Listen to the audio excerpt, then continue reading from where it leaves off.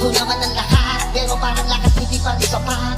Mga bawat bagay makakabuti sa ating dalawa, ngunit nasayang ang lahat. Ang pagmamahal sa iyong inalay ko, hindi mo ba napapansin at nakakita kung gaano ka talaga kahalaga? Ang isang katulad mo, isang unang pinahalaga.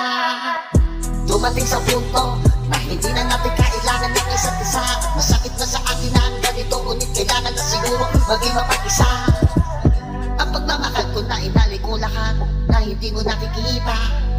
Kahit na paulit-ulit ko binusa lahat, mapaligaya ka lang. Di ko naman talaga ito gusto mga pangyayaring ganito. Kahit alam kong masakit man ang lahat, ngunit kailangan tanggapin ang lahat na totoo. Marahil naging parte ka ng buhay ko, at naging minsan masaya ako sa iyo. Mga bawat pinagsama natin dalawa ay magsisilbing alaala na pa ako.